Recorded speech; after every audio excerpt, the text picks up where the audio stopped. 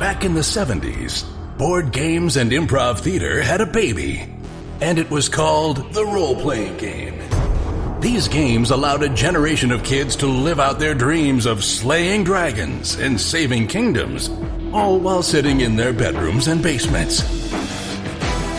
Today, gaming has moved into the cultural mainstream, and role-playing games are back with a vengeance. Join us now as 5 of these former kids come out of the basement and onto the internet to experience adventure, mystery, and obscure pop culture references. It's time for Roll for Combat!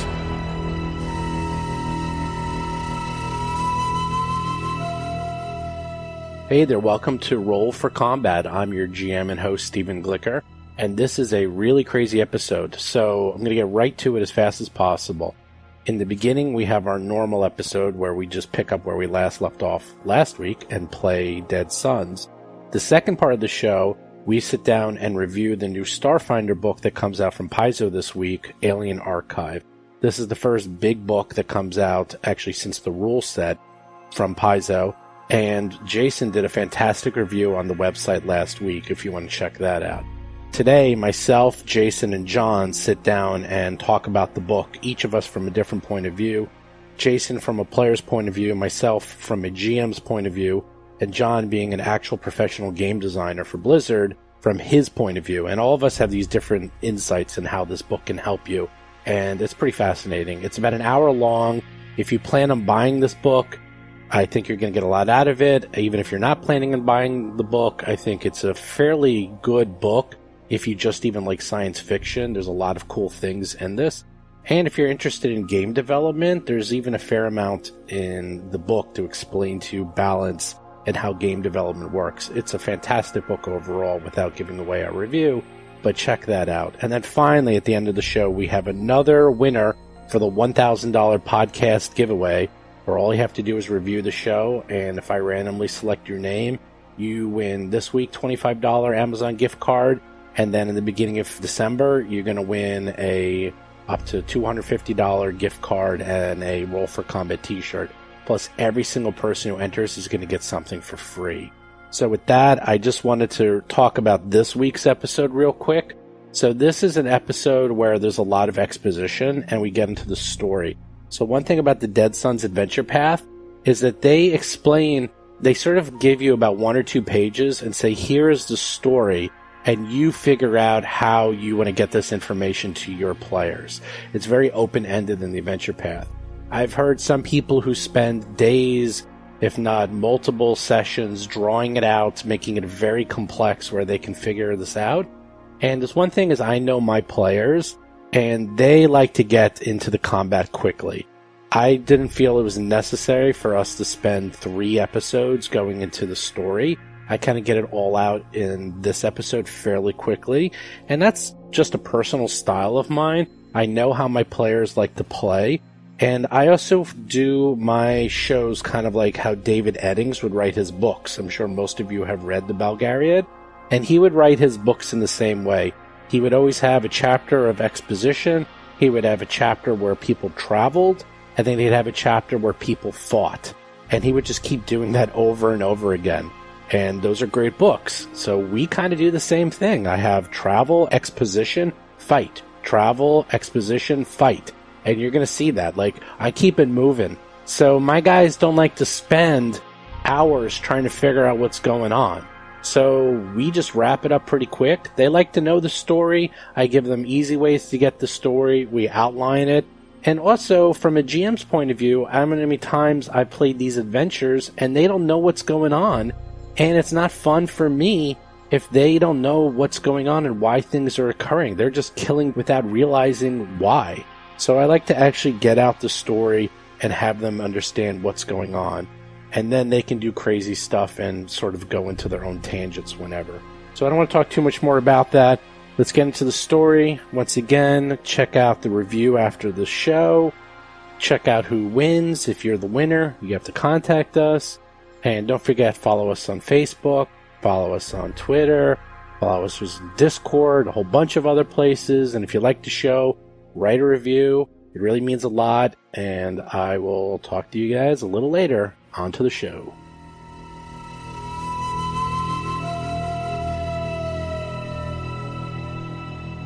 So we're back. You guys managed to elude the cops last week and managed to not only elude them, but actually got free medical healing, and they even turned another cheek while you guys managed to steal from the gangsters, which I guess is a good thing. I don't know. And then you met with Shizex, who put you on the trail to solve the murder of Daredevil Kreel, and then you guys all checked in to the Moons of Sleep Hotel. Now what? Well, that's the question, isn't it? Chris Beamer is playing the Lashunta operative Hiroji. I mean, you said there was something on the pad about a cousin. Yes, you have a data pad, and on the data pad you found out a bit about Daredevil Kreel on your way to the Starfinder Society headquarters, but you didn't have enough time to really go through everything. So maybe we should do a thorough search of that first.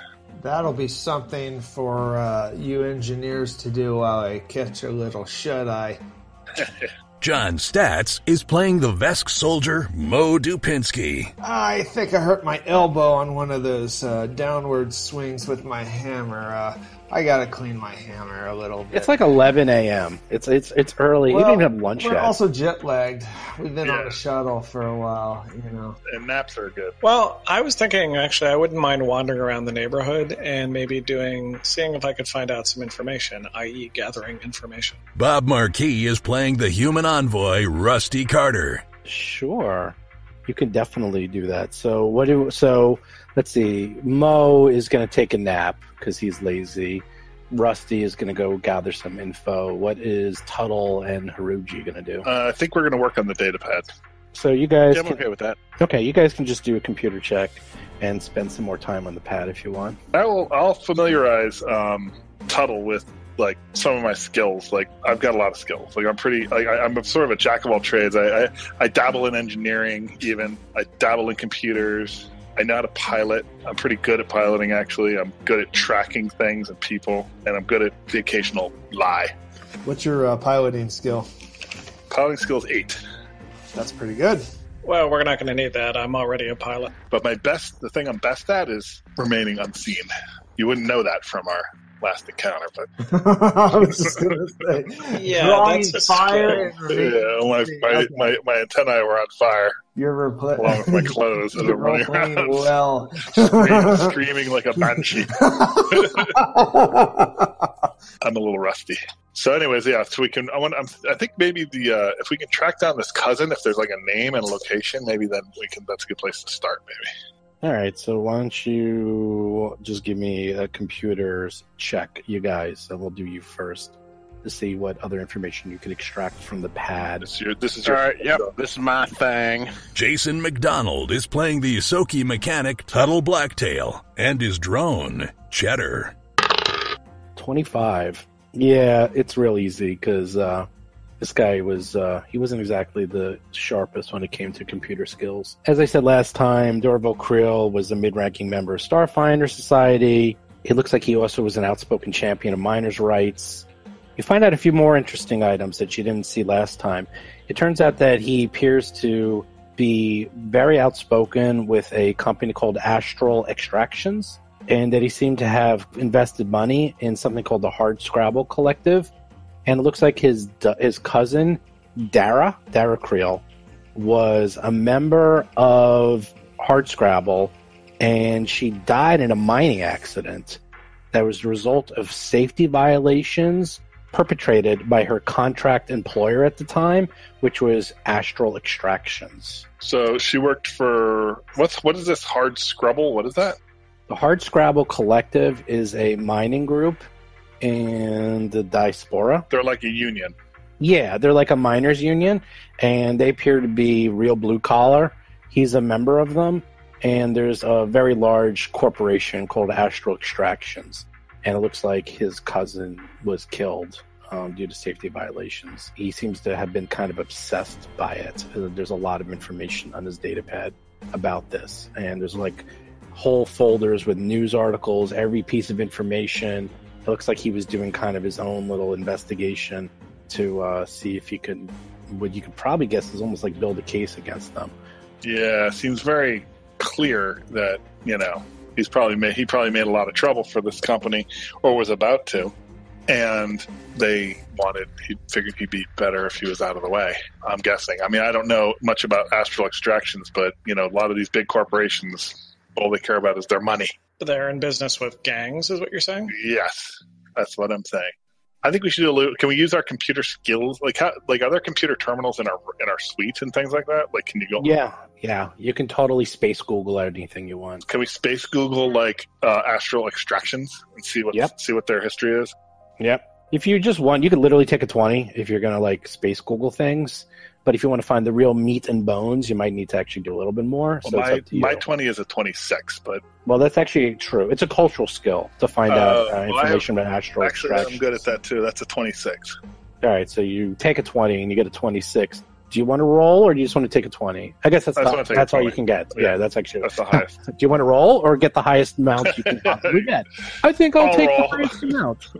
Yeah, it's pretty easy. You find out astral extractions. You find tons of stuff. They're a powerful mining conglomerate with business ties throughout the Pac worlds. Most of the company's operations are centered in the diaspora, in the rocky moons of the outer planets. They've also begun sending scout vessels into the vast in search of new claims. Company appears to have recently hired one of Hardscrabble Collective's ships, the Acheron, for one of these missions. Looks like the public face of astral extractions of that is an ethical and respectable corporation. But, of course, you have seen, and through your digging, there are some people who are not so thrilled with astral extractions, say that the company uses hired muscle, corporate mercenaries, strike breakers, and even criminal elements as proxies to intimidate and threaten those who stand in their way. You don't know if that's true or not, but, there are rumors of that. Does all seem to be adding up, though. And following the arrival of the Acheron, Astral Extraction secretly hired a violent street gang to coerce the Hardscrabble Collective into abandoning its claim on the Acheron and the Drift Rock. Now, again, this is stuff you're reading in chat boards and messages. After spending, a couple of hours sort of pouring into, the various chat logs and stuff. So you don't know if this is true or not, but from what you've been reading, there's a lot of information about this Acheron and astral extractions and Hardscrabble. And there's actually so much information it's starting to get a little crazy, but it seems like there's definitely some weirdness stuff going on with this company. Yeah, that is interesting. We don't have any proof or anything, but it does seem like this seems. These are all rumors and speculation. I think we need to wake up Mo and go to the puddle and maybe bash a few heads, get some information that way from an actual downside king. So, what is Rusty doing? Remember, I was going to wander around and gather information checks using my diplomacy. Mainly, what I want to know is the location of both of the gangs. You would need diplomacy, or intimidate, or culture. In this case, diplomacy is my better of those three. So give me a diplomacy check as you wander around. You rolled a 2. You got a 10. Yeah, I understand. Okay. So the very first one, you find out the level 21 crew is a street gang. As you probably heard, they are part of the level 21 of Absalom Station's CD lower decks. Their known criminal endeavors are things like theft, fencing stolen goods, gambling, prostitution, racketeering, smuggling. It's not too bad. Okay. You can do another check. Check number 2. 18. 18. Much better. You find out a little bit more this time. You sort of hang out at some bars, grease a few palms, and find out that the level 21 crew may be a criminal gang, but the reputation in their territory is actually very good. They promote community empowerment. Residents tolerate or endorse their activities. The gang has also been known to hire itself out to defend marginalized and threatened groups of factions.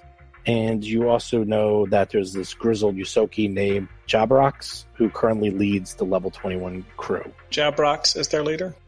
Jabrox, yep. Okay. I think I missed where you mentioned about the downside kings. I'm sorry. You can do one at a time. Okay. So If you want to do Downside Kings, you can do them next if you want. Okay, let me do another check. I'm going to try and find out about the Downside Kings. 23. Downside Kings are a little easier to find out about, surprisingly, because they're so violent. They're pretty notorious. As you said, they're real brutal street gang. They're in the lower section or the downside. They are known to do tons of illegal activities, armed trafficking, kidnapping, murder for hire. They're really nasty. They do slave trading. They are bad dudes. Turnover on the King's leadership is really high, but the gang's current boss is a barbarous human woman named Frenzy Nazix. And you also heard through the grapevine that Astral Extractions recruited them to threaten the Hardscrabble Collective and pressure the miners into handing over the Acheron and the Drift Rock to the company without dispute. I'll get to that in a second. You also found out that the Downside Kings are known to use a nightclub called the Fusion Queen as a front for their illegal activities. The Downside King's current leader is a woman named Frenzy Nazix. Rumor is that Astral Extractions has recently hired them or is using them to enforce their illegal activities. And their HQ is a nightclub called the Fusion Queen. That sounds about right. In addition, this Drift Rock, you actually have been hearing quite a bit about this. This actually has been kind of on the news. It seems, and this actually was back in episode 1. You guys had to wait a little bit longer. There's literally thousands, if not hundreds of thousands of ships always surrounding the station at all times. So having some information about one specific ship is pretty rare. It seems like there's been a lot of rumors, but it sounds like this ship called the Acheron, which sounds like it was owned by the Hardscrabble crew, but the Astral Extractions hired them to go do some exploration. And all you know is that the ship came back carrying some gigantic rock with it. It's been quarantined, and rumors are that everyone on the ship is dead, and it's now under legal dispute as to who owns it. Okay. Probably have another hour, I would say, before you want to regroup with your buddies if you want to do another roll on, anything. You could do right. Anything you want. Now I'm intrigued by the giant rock on the Acheron. I didn't get enough about the 21 crew. Hold on. Yeah, all right. Level 21 crew. I'll try and get a little better. 27. All right, that's a good one. You find out even more information. You find out that fearing retribution from powerful corporate interests, the Hardscrabble Collective has recently hired the Level 21 crew as protection. They seem to actually fall into that category of helping out the little guy. The Hardscrabble crew definitely is sort of blue collar, and it sounds like the Level 21 was hired to protect members of Hardscrabble with this nasty dispute going on between them and Astral Extractions. That seems pretty. Everything seems to fit. Right. All right. Very cool. I go back and I get a nice coffee at the hotel cafe. Starbucks. No, it's Pathbucks. Wait, no. Wow. Wow, that actually was good. That was good, Bob. No one else got it. Does he get a credit out of the Pathfinder Starfinder swear jar? Yeah, that's what I was hoping for. I got a freebie later. What does Mo do? Let's wake up Mo. Mo is sleeping, so let's wake up Mo and go to the common room and compare notes. The covers are all over the place. The bed is a complete disarray. The tail is hanging off the bed. Mo's made a mess of the suite. Uh-oh.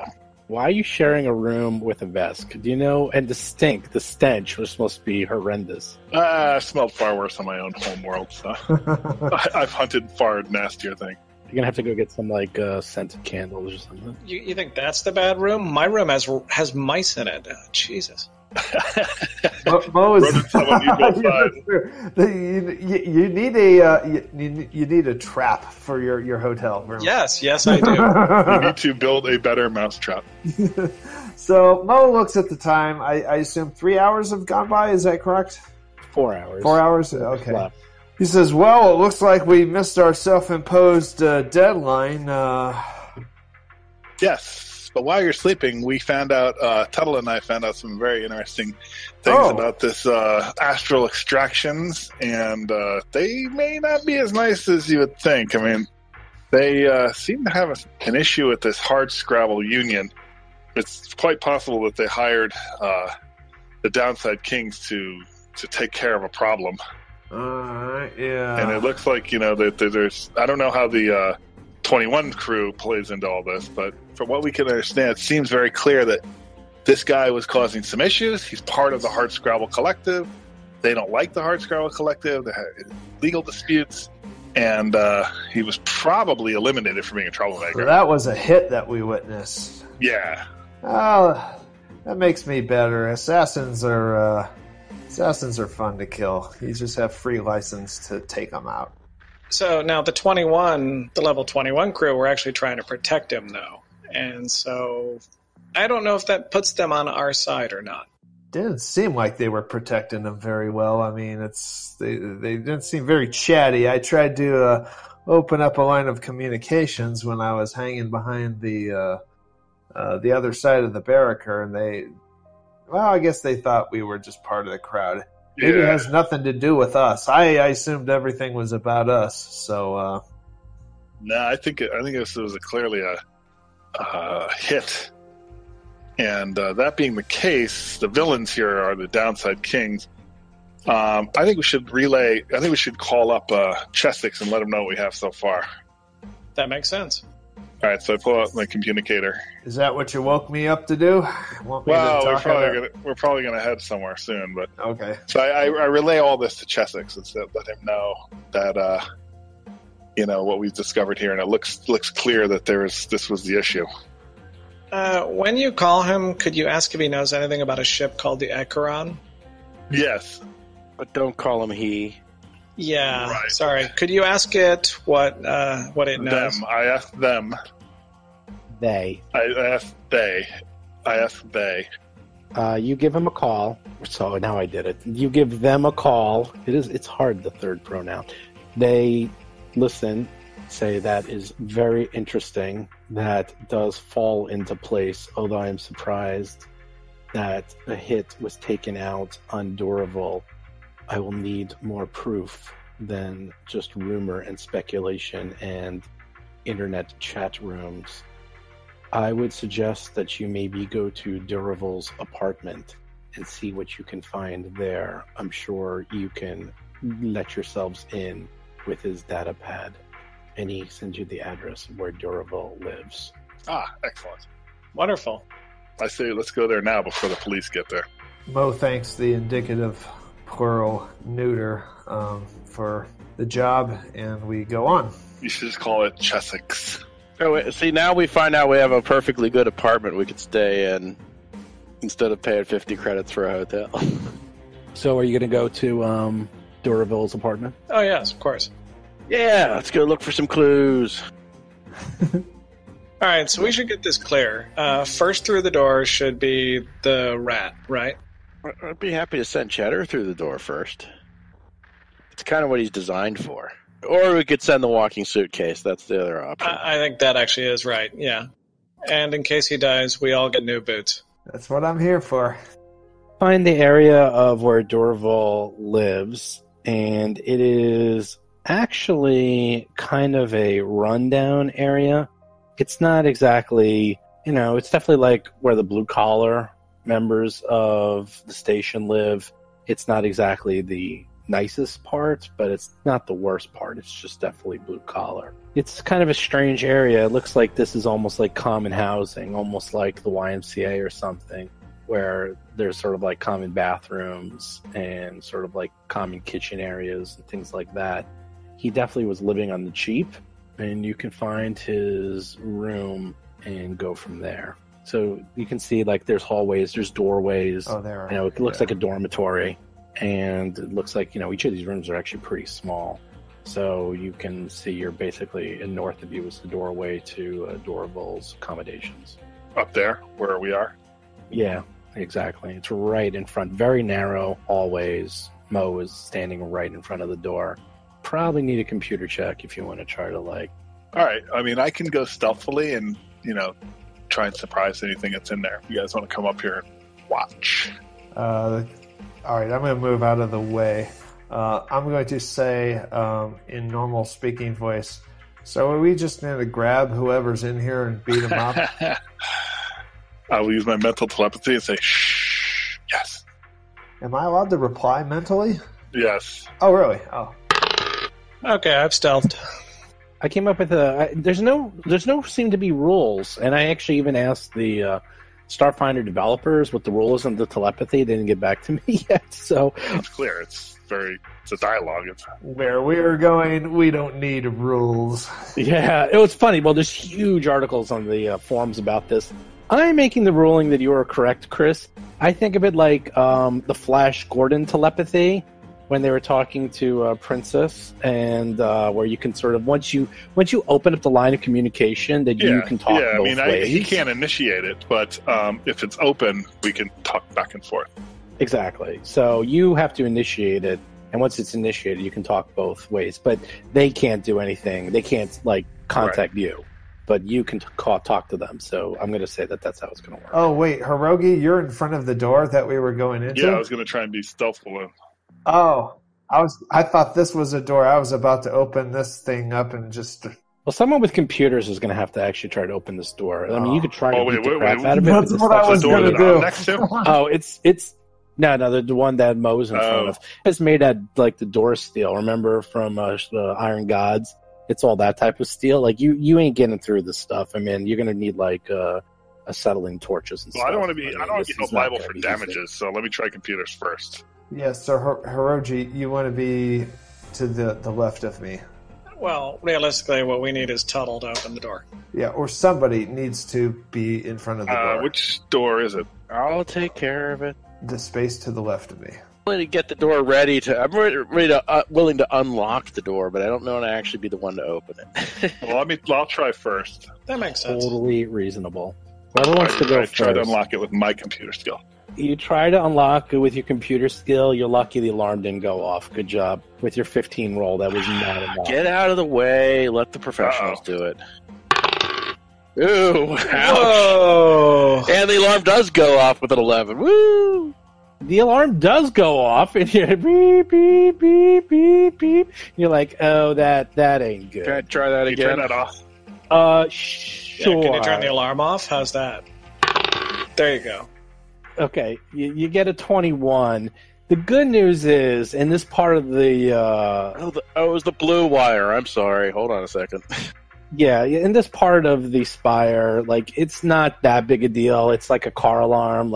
People are kind of ignoring it for a little while at least. You managed to disable the alarm. Now, do you want to try to open the door? Why don't we take a 10 or something? I'm willing to, Can't take a 10 because it's bad things. Okay. All right, here. I'll try opening the door. Computers again? Yeah, computers again. Oh, my one! God. You better let one! me try. Let me see. I stealthed at a 24. I want that on the record. That might be critical. Hold on. Okay, I'm actually going to say that you try to cross the wires, so you turn off the alarm, but you take 4 points of electrical damage. Yes! If you're like, shocking. All right, you want me to assist you? This is starting off quite well. You can't even open a door. Want to try again? I will assist. Sure. All right, let's so give you're this going to get a shot. +2 to your next roll. Is that right? That is correct. I just have to hit a 10. Yeah, that's correct. All right, fire in the hole. There we go. 25. Now we're talking. Finally, you're like, all right. I set off the alarm. Between the two of us, we could... I got a little shocked, but I got it open. Sixth time is the key. Well, as an upstanding member of the academic community, I'm not used to actually breaking into people's apartments. So, this is all kind of new to me. Oh, wait, we had the pad. We could have just walked in. Is that true or no? Maybe. Yeah, the pad might be... I think he said the pad was the key. That Oops. was very funny. Oh, well. All right, we need the practice. Yeah, we need to practice our skills. Yeah, Exactly. this is our breaching skills. We're a new team. We haven't played together yet. Good point. Hudson, run a bypass. Yeah. Anyhow, you managed to have the door unlocked. Who's opening the door? Mr. Mouse, do you want to do the honors? Mo? This is Oh, definitely yeah. not my job. All I right. mean, someone's standing behind there with a bazooka. So. Who's now been alerted to the fact that someone's coming in. So. Yeah, it's not going to be a surprise, really. Okay, breach. The simplicity of our plan, just where to did Rusty recoup, go? is I stealthed. I rolled a 24. You have no idea where I am right now. so Mo is going to be yelling, Rusty, where are you? Rusty, where are I'm you? around. Don't worry about it. All right, well. So just to reiterate, is our plan to grab whoever's in there and beat the heck out of If them? there's someone in there, this should be happening. We are investigating his apartment. Or we're looking for clues, yeah. All right, I'm well, expecting an empty room, but you never know. the beauty of the plan is its simplicity, so I'm opening up the door. Excellent. All right, you open up the door, Oh, hammer ready, by the way. and you see a rather small room. Again, this is sort of an efficiency. There appears to be, the room is about 15 by 20. It has a sofa, a table, a chair, entertainment unit, a very simple kitchenette, a double bed, and you see a small creature on the floor. Any better description than that? It's an alien. Also, you're disparaging the size of the apartment. That's $2,200 a month in New York, you know. At least. Yeah, that's nice. Yeah, that's about right. Yeah. Yeah, this little creature, it seems to look at Mo, the Vesk, and it walks over to you, and it sort of does a meow bark, and it's like, meow, meow, and appears to be a dog cat. What's a dog cat? Oh, wow. Yeah, this is a little pet. Why, little fella's been in here all alone.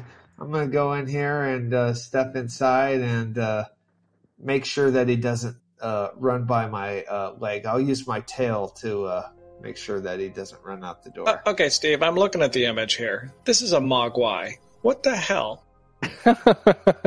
It's a dog cat, mogwai, whatever you want to call it. It's an alien pet. Mogwai is a gremlin, right? Yes, it's the adorably cute little gremlin. Uh-huh. It has a little tag on it, and it seems to be quite friendly, and it goes up to Mo and seems to like rub on your tail and seems to be purring, barking. Oh, hi. I'll scratch it behind its ear. Do we know any dog cat recipes? I'm gonna check to see if there's food and water in a dog cat dish somewhere nearby. Oh yeah, there's definitely like some food and water, and it seems like, well, the dog cat doesn't seem to have an owner anymore. I hate people who leave their pets alone in the house by themselves. That's just not right. To be fair, he probably didn't plan on dying today. No excuse. Actually, I'm looking at his calendar. It says dying right here on the calendar. So. Hiroji's over there looking at it and thinking about whether or not it would be a worthy prey. Yeah. I'm going to pick up the dog cat and put it in, my pocket or something like that. Definitely. I mean, you're like 7 feet tall. This thing weighs like Put it in your 10 backpack. pounds. It has a tag on it, by the way. It has a dog tag. Oh, what's the name? The name is Ziggy. Ziggy. All right, Ziggy. Zig sounds good. I'm going to get any food. I'm looking is there a kitchenette area where there's some... Yeah, there's a kitchenette. The kitchenette is disgusting. This guy definitely lived like a bachelor. The bed's unmade. This is definitely a dwarven. It's a toss-up between who's messier, dwarves or Vesk. It's probably a tie, but you wouldn't want to be one who had to break that tie. There's takeout containers all over the place. There's like food. There's like empty beer cans. The bed is has various stains on it. The computer is just covered in grease and dirt. It's just really kind of a messy place. Well, I guess let the perception check start. Yeah, I'm going to do a perception check and then get out of the way for the more eagle-eyed people. So I think this will be a perception check. I'm not sure. Well, yeah, definitely a perception check, but what are you going to be looking for specifically? Clues. Oh, come on. I'm gonna search the entire. I'm gonna search the entire bed area, underneath it, on top of it, and I'm gonna take a 20. I'd like to look at the computer, preferably without electrocuting myself again. Okay, you can definitely do that. Rusty, are you doing anything? I'm actually going to go through his clothing drawers and the places where you'd hide something. That's a pretty good idea, actually. All right, so we'll go in order. So first, Hiroji takes a 20. The room is pretty small, so this really isn't too much of a check. You like turn off, you turn down the covers, you pull down the bed, you're looking under the sheets, under the mattress, in the frame, all that stuff. It's just like well worn, a little dirty, but it doesn't look like he was like hiding anything, at least in the bed. He had some tools that you use like in mining. They're pretty much worthless to you guys. Other than that, grease stains and dirt are covering the mattress, but And nothing under the bed. No. Okay.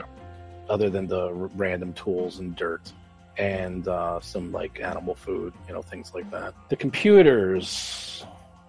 What are you doing, Tuttle? Are you gonna computer check to see what you can find out? Yeah, I'm just gonna kind of look for any interesting files and stuff like that. All right, just give me another computer check. Or take 20. Yeah, you could probably take a 20. All right, in that actually, case, if you I'll want. just take the 20. You take the 20, and again, you guys aren't really in a rush here. It doesn't sound like cops are coming or anything, and so far no one seems to be paying any mind to you, even though there's a fair amount of people walking around. Well, let's go in and close the door, I guess. Okay. Well, half of you guys are hanging outside the room, so yeah, you go inside, close the door. Again, you find pretty much the same stuff on their pad, because the pad and the computer are kind of linked. It's like all cloud. It's all a cloud system. You find the same information, stuff on Dara. You find... yeah, a lot of information about pretty much what you've been finding out about. You find out a lot of information was getting on astral extractions. He has a lot of detailed files and folders. In them, you can see there's quite a bit of evidence of them doing nefarious things like hiring corporate muscle, mercenaries, strikebreakers, criminal elements. It's all rumors, all speculation. Bingo. There's nothing concrete. No corrupt bingo. So they're Walmart basically.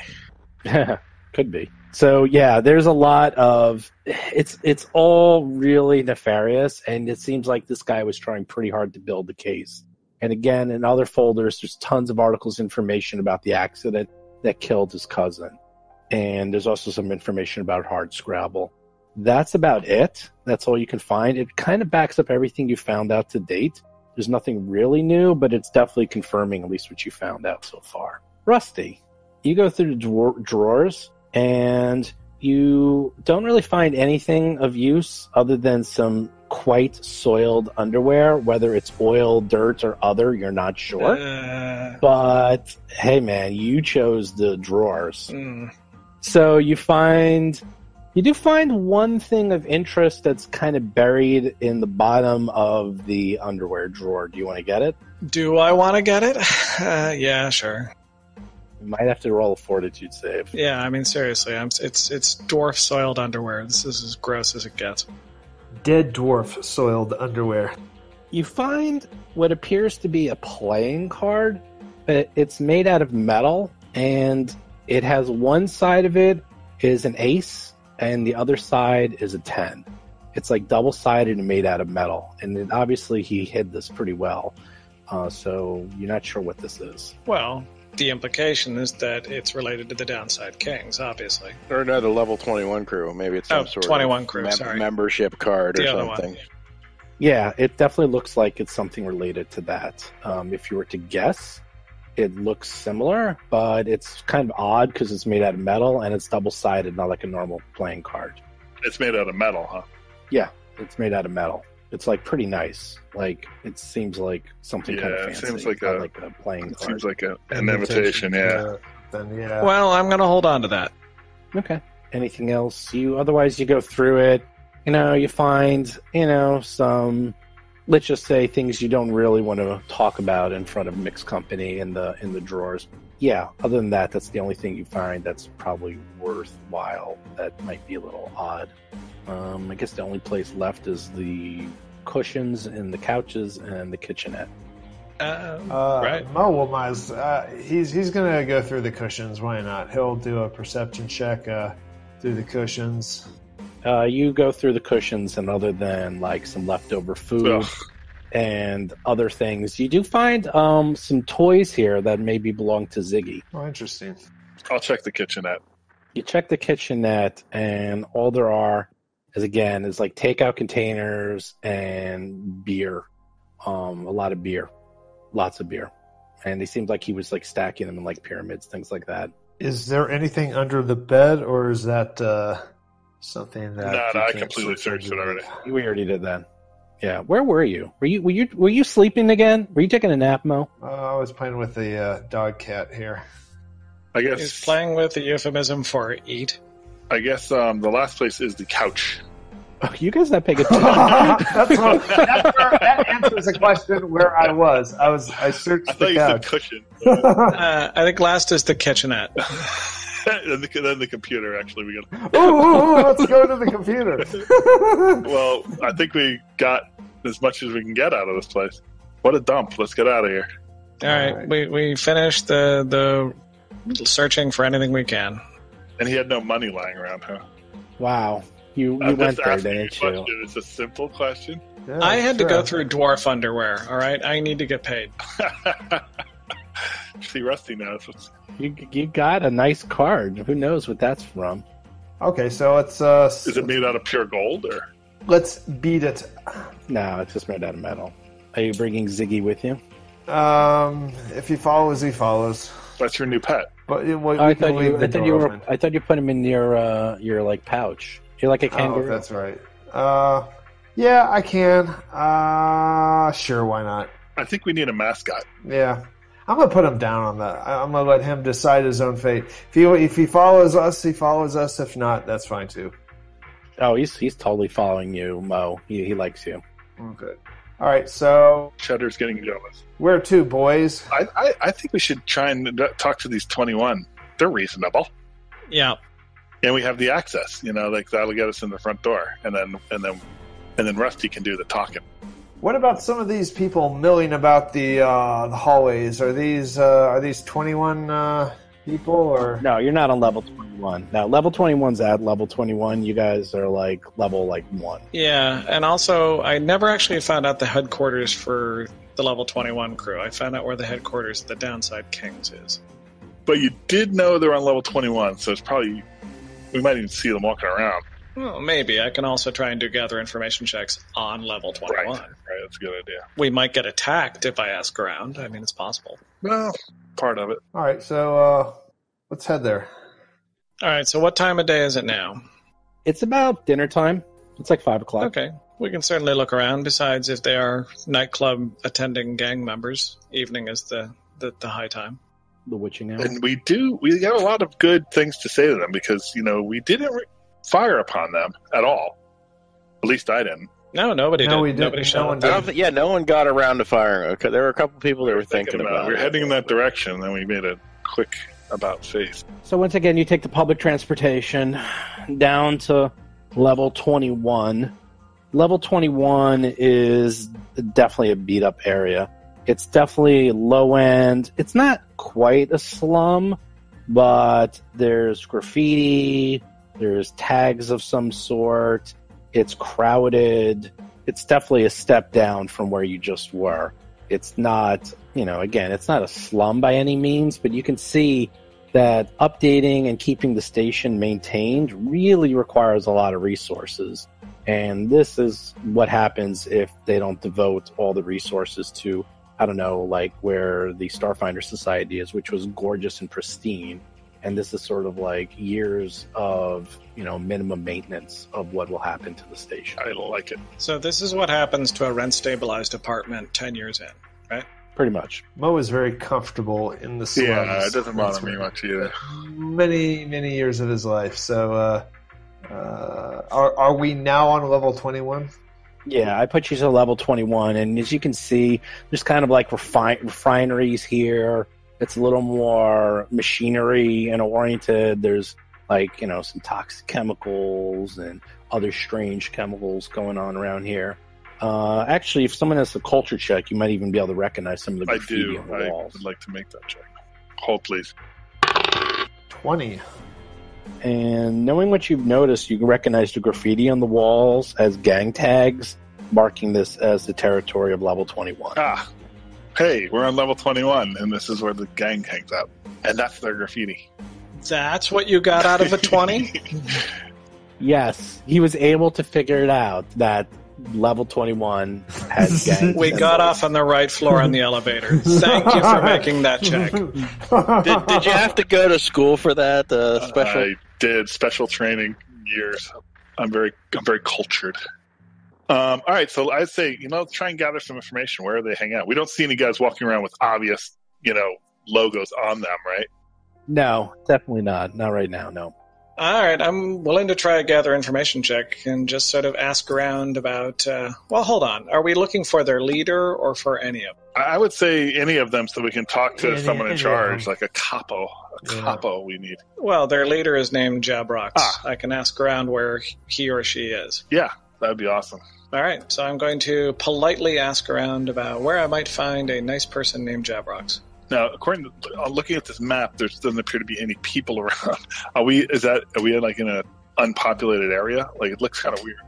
No, there's people around. I just didn't have time to put them all on the map. So we'll just say that there's like, and this goes on for a huge amount. I mean, this area is quite large. I just sort of, for memory constraints, I don't make it too big so that it won't totally like bog down all of our systems. Are any of you trained in diplomacy?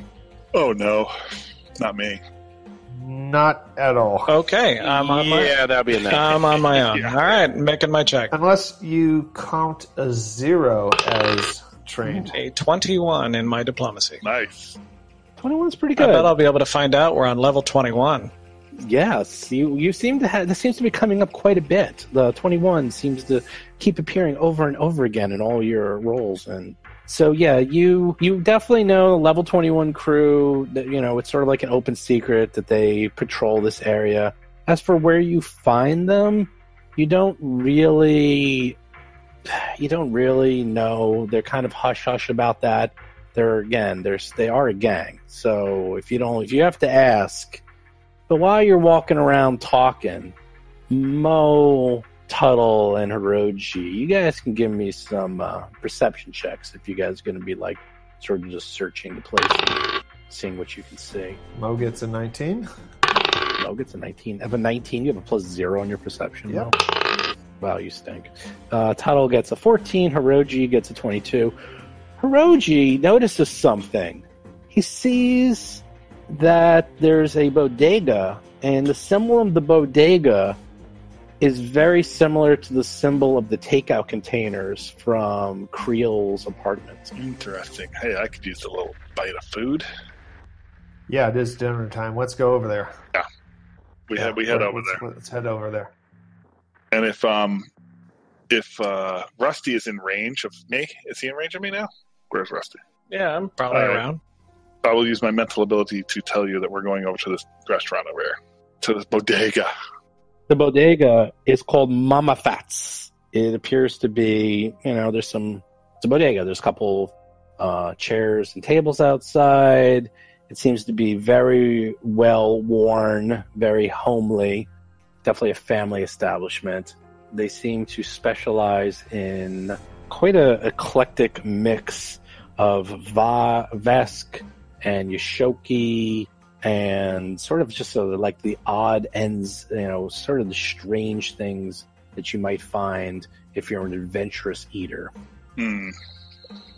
They also have like real basic foods too, but it seems to be a strange eclectic mix. I can eat things that make a billy goat upchuck. I believe that. All right. Yeah, let's go in. And and see the lay of the land. Is there anyone else in here? Yeah, there's definitely a couple patrons. You walk in. Do they have current inspection stickers from the local health department? It's not an AM. No. Are there menus on the wall, or are they just like... Oh, yeah, definitely. Oh, good. As I said, it's brightly lit. It's a restaurant. Do you order behind bulletproof glass? Because I've been to places where that was a fact. Yeah, you look at the menu, and on the menu, it says "to be continued." No. I'm hungry. You guys fall for that every time. All right, very nice. All right. Thank you. All right, so we'll pick up next time. You guys will go to Mama Fats. this and see what you guys can find out. Excellent. That's good. I definitely don't want to spend credits on Mama Fat stuff. I don't know. Mama's a nice lady. The food is probably pretty cheap, too. You guys actually made me hungry. Yeah, it's Mama's going to be a 600-pound Vesk, isn't she? I hope so. We hope. Well, you'll find out. You'll find out.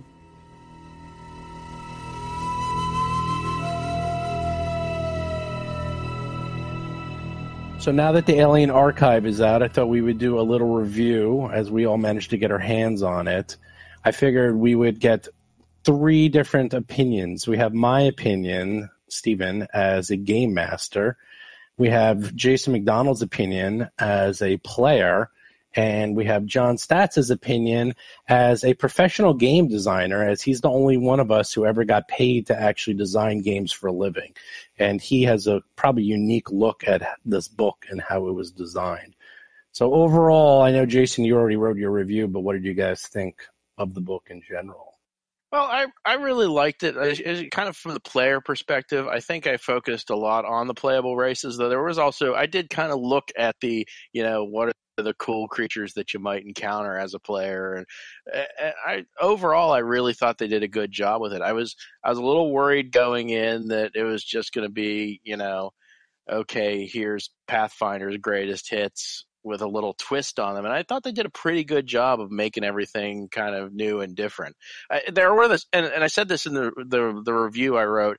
There were a few moments where it was kind of like the Pathfinder stuff was a little been there, done that, but I can understand why they would include that. I mean, they do seem to be kind of pushing the idea of keeping that continuity to the Pathfinder world for anyone who does want that, and me, I wasn't sure about it, but someone else might want that, so I'm not going to say it's a bad choice. But I thought there were a lot of interesting creatures in there, and if Tuttle ever buys the farm, I think I've got a couple choices for my next character already.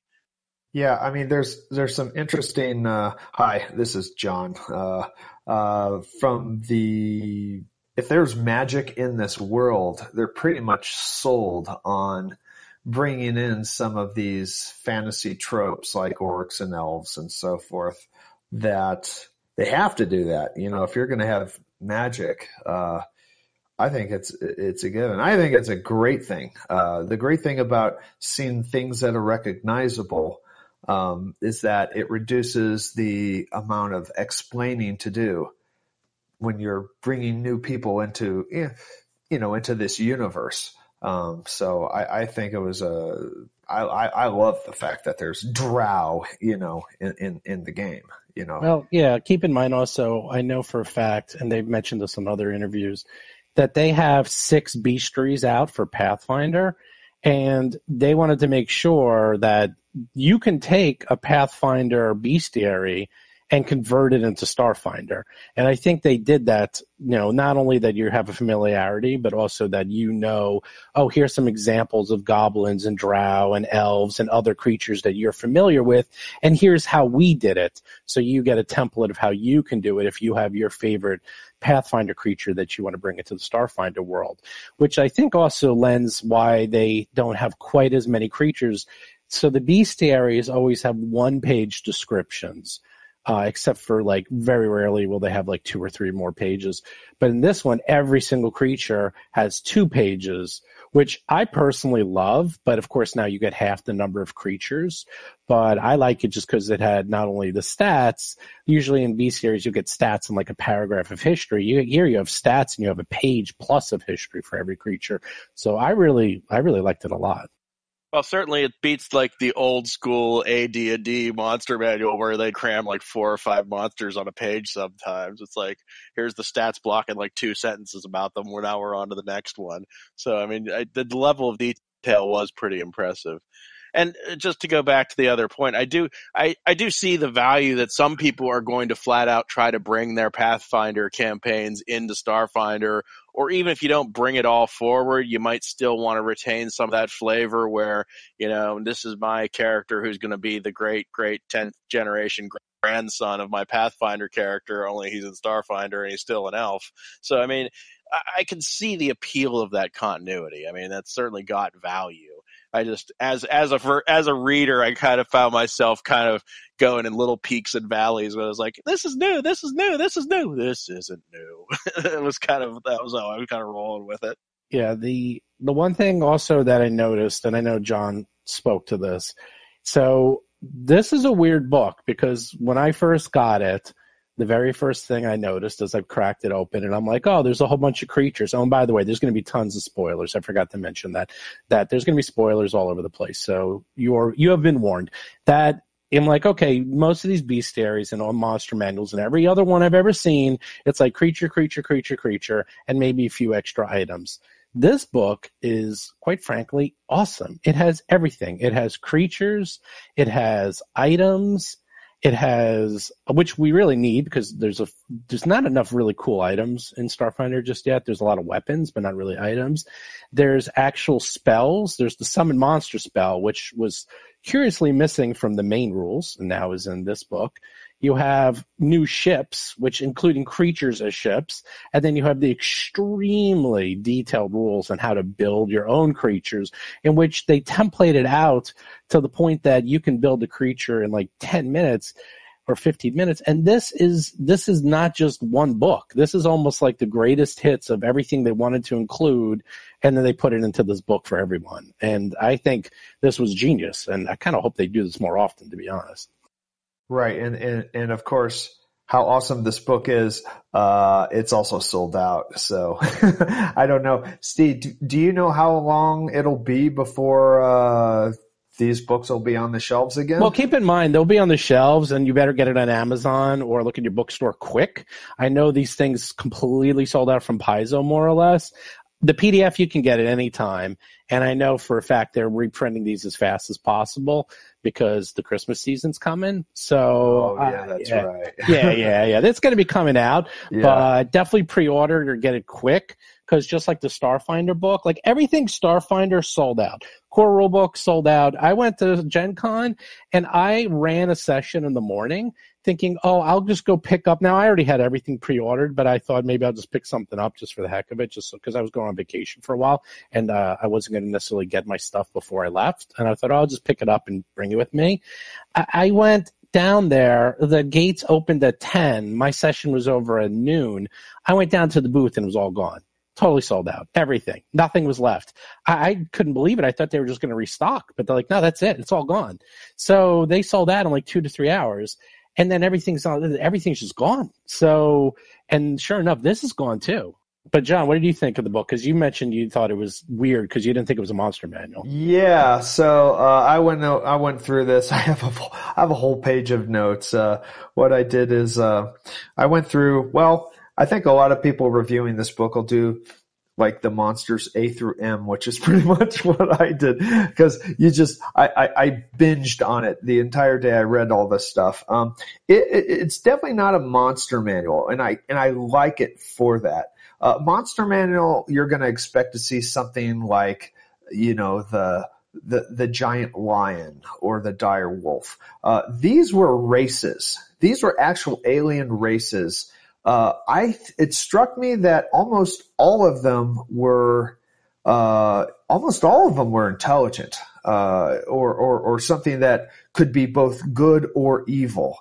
So I saw this as more or less like a reference to game masters and dungeon masters who want to build a module or a campaign around a few of these aliens. It's almost too many aliens, like for me, because each one of them is, has its own culture and its own history and its own language.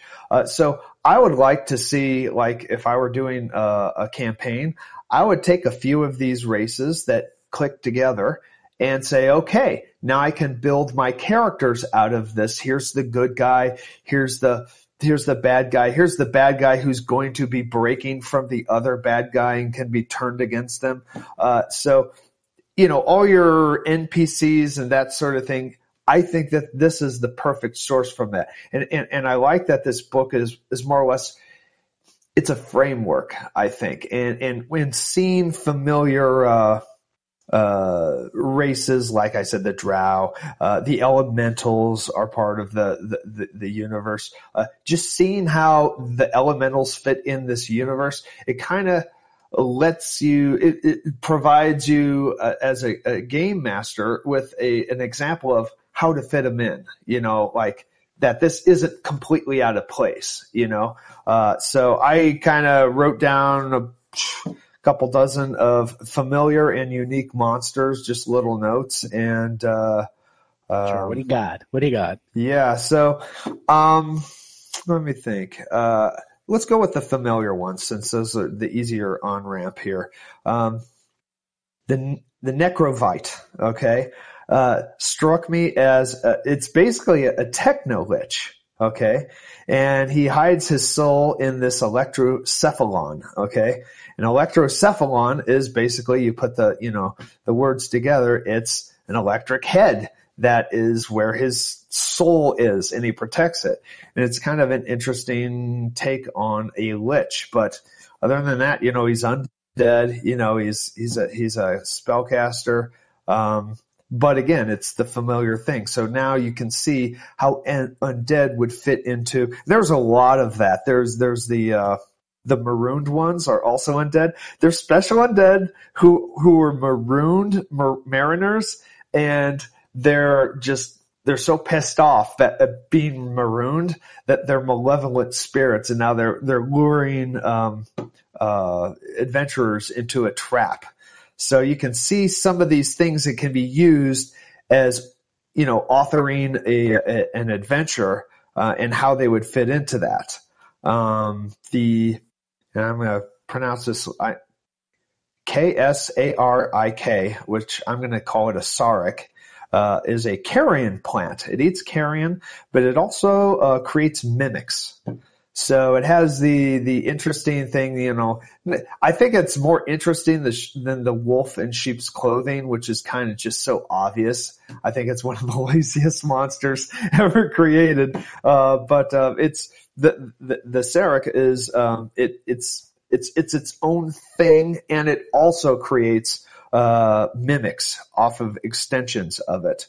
And it's another trap monster that you can see, working into a story or a room, especially if you have an abandoned, that's one thing that I don't know how they're going to do dungeons, in this universe, because when you think of fantasy dungeons, but these are kind of like spaceships and rooms and, stuff. So there's a little bit more traffic. There's a little bit more foot traffic that, you're going to see. So it's not quite the same thing as a. Yeah, you got the whole universe to play with. How do you end up in a cave? Exactly. Yeah, exactly. Well, but I'll tell some you, other. Okay, go ahead. I have some few that I liked. If we're going to go through the ones that we liked, so because some people after your review, Jason, wrote me and they were worried that the monsters were too normal after your review, and I said, which I thought was true, was like, one, you kept them normal just so people had a frame of reference, and two, I didn't really want to spoil anything. I didn't want you to start telling about the coolest things, but the K-Pin. The K-Pin is insane. The K-Pin is the creature that its face is made of mouths and worms, and its appendages can leave its face and then scout out within 100 feet and find creatures and then attack them in a swarm, or it can then bring the creature back. So it's like a creature that it has tentacles that detach from its face and then kills things, and then it comes and kills you. It's horrible. I've never even seen anything quite like that. I don't know if there is a Pathfinder equivalent, but I can't think of anything. That one was pretty disgusting. And even the assembly ooze, because everyone loves some gelatinous cube, so that's the take on it. And that one was cool because it's an ooze that basically whatever falls into it, it basically manufactures items. It basically takes them, turns them into technology, and then randomly spits out equipment. And I thought that was genius because it was technology that went amok. And then if you read the description, they basically said that's what it was. It was like, oh, it's basically technology they use for like assembly plants, but something went wrong. And now they go around like killing people, and that people also can use them for like, so it's not evil. It has benevolent purposes, but sometimes they malfunction and then they become evil. It's this is not your father's gelatinous cube. That one was cool. And then the other one, what was the one? The Hexter or something? The one that... the Hesper, I think? Hesper. Yeah. It has like a radiation attack, and the radiation attack generates random mutations. And they're all sorts of things. And they're not necessarily... They could be good, they could be bad in a couple cases. Like one I mentioned in my article is you can grow an extra pair of eyes. But it makes you more susceptible to like blindness and light effects, or you can spout gills, or you can it creates sores that like burst and cause damage, and they're not permanent mutations, but yeah, that you're like actually mutating in the middle of battle because of this creature hitting you. I thought that was such a freaky, cool concept. Yeah, that alone is fantastic. Well, and even the playable races. I mean, they did get past. They did stretch the boundaries of what would be a playable race. I mean, obviously the brain in the jar. I joke about the brain in the jar. The contemplatives, which are like the brain on the mostly vestigial body. But I mean, they also have this like creepy thing that's like a floating, bulbous mass with tentacles, and that's that one was the Barathu. It's like it's almost Cthulhu looking, and it's like, and it floats around, and there's this there's another one that was the the Barathu you can actually play, which I thought was weird. Those things are disgusting. The Urog, UROG. That's like it's like this almost like half horse, half snail looking beast that's also electrical, and it's like that's playable. So I mean, it's not all bipedal type things, though. There are obviously there are going to be a fair number of those. Well, the one thing I do, so this is what I do whenever I get a book like this, and I don't know if you guys do this. So the very first thing I do is I actually go to my old standbys, and I always look to see. So I look at like, there's the power levels, okay? You have your fodder, like your goblins and stuff. And they don't really have a ton of those. I mean, yeah, they do have the space goblins, but like, they don't really have a lot of like the weaker races. Everything in Starfinder seems like it can kill you, including, there's things in here that have a half a CR that I think could kill you in one round. I mean, they're very deadly.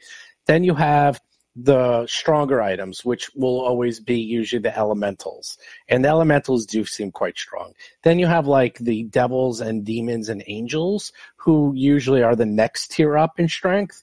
And then finally, the one I always use as the barometer is the dragons, because dragons are supposed to be the end all be all. If you're in a fight with a dragon, I don't care how powerful you are, I don't care what spells you have, you better bring your A game or you are going to die. End of story. They're very strong. And sure enough, here it is. They have a dragon in here, young adult dragon. This thing has DR magic resistance, immunities, hit points at the wazoo. It can fly, it can burrow, it can walk, it can bite. It has multi-attack, which means, because I was worried about, it doesn't have iterative attacks. Well, they have iterative attacks. They can bite, claw, tail slap you. The thing actually has a rifle. I love the picture. It's sitting there with a rifle on its shoulder. So it not only does it have a breath weapon, but it has an arc rifle. It has a huge. Now, did that dragon put that on there, or do you think somebody put that on the dragon? I think they have arms. They're smart. They're geniuses. He put it on there. So he has a breath weapon and a rifle, and then they have spells. And they're geniuses. So you put all that together, and yeah, I mean, these things, I can't even imagine fighting this thing. I mean, any one of these attacks, it's claw, bite, tail slap could kill you. Any one of them. And it gets 4 of those around if it wants. Plus it has the rifle, and it goes everywhere. So that was like, and I was happy to see they did that, because without iterative attacks, something interesting is happening with Starfinder is that these creatures hit really, really hard because it's no more that they can hit you 5 times with 5 little attacks. They have to hit you once with a really strong attack, and you guys are finding that out the hard way too. Some creatures have a multi-attack, and they can attack you. Not only do they attack you with no penalties, but they hit hard, and they'll hit hard 4, 5, 6 times. So it looks like they did break the rule with the monsters on some of the more powerful ones, that they still get iterative attacks, which I don't think PCs are going to like. I know the first time that's going to happen, because you guys are going to get used to it. You're going to think, oh, okay, I'm going to stand next to it because it's only going to hit me once. And then sure enough, it's going to hit you 3, 4 times, and you'll be half, if not dead.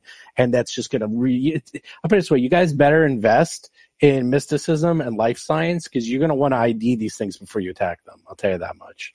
Yeah, I think that's going to be true. I was wondering if you were going to bring up the Nova Spawn. Actually, I was. I saw the that Nova thing was Spawn's nasty. insane. Yeah, go ahead. I mean, it's... No, you can talk. Yeah, I talk too much. The Nova Spawn. Okay, so this is... It's not... Forget CR. Okay, it's what you fight in your spaceship. This is a creature that you're going to be fighting in your spaceship. Okay, it's a tier 8 creature. There's no CR on it. Well, there's the funniest thing is that creatures, as everyone knows, have like sizes, and it's like small, medium, large, colossal, huge. This one is a huge starship aberration. It's like, okay, they didn't even have to say, they could have just said starship, but they didn't. It's a huge starship. So it's a starship monster, which I love. And it's got tentacles. You can't go wrong with tentacles. Yeah, it's pretty cool. And they have the space whales, which I thought was funny. Those are the Oma or whatever. Yeah. Those you can actually like use their dead husks as a spaceship, I believe. I think that's the one I'm thinking of. Or if you can somehow mind control them, you can do it with them still being alive. Yeah, there was quite a bit of telepathy, and I kind of like that because, and again, I'm looking at, Jason, I'm actually curious to know this. When I'm looking at this thing, as a game developer and as a ex-dungeonster for how many years, I'm looking at monsters as how can I incorporate them in the story and make it an interesting part of the narrative. Do you do that, or are you just looking at like, oh, is this as an opponent, a series of an opponents? Do you look at that stuff as... Me? No, either from a player perspective or just in general. Yeah, I mean, I still do look at it from a story perspective, but there's a little bit more of a tactical, boy, I'd hate to fight this, or boy, this you're would looking be really for the weaknesses and like, it's a little bit. But I mean, it's kind of hard to totally shed that mindset. But you do also try to factor in, what sort of story could you tell with this, or what sort of story would you like to see that it would involve this?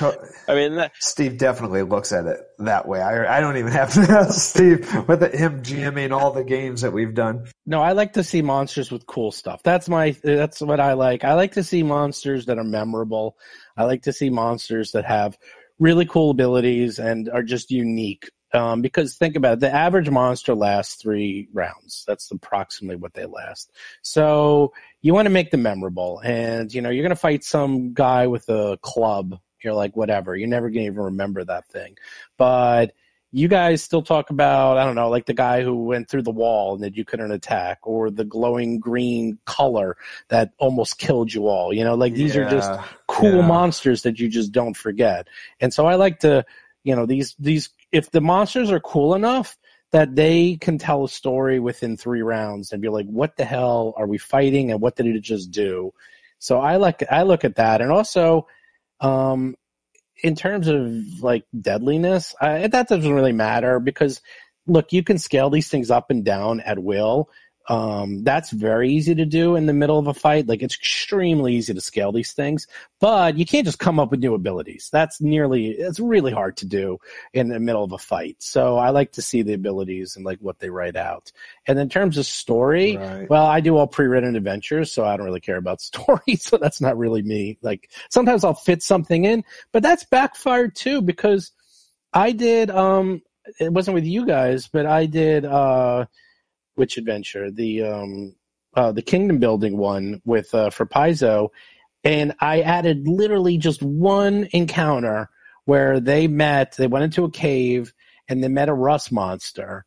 And they were so pissed about meeting that rust monster that they looked up the adventure to see if it was there, and it wasn't. And they were furious at me because they're like, how dare you add that rust monster to the adventure that wasn't in the adventure?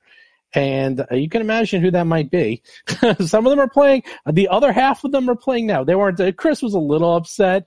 I don't think Bob was like mildly upset.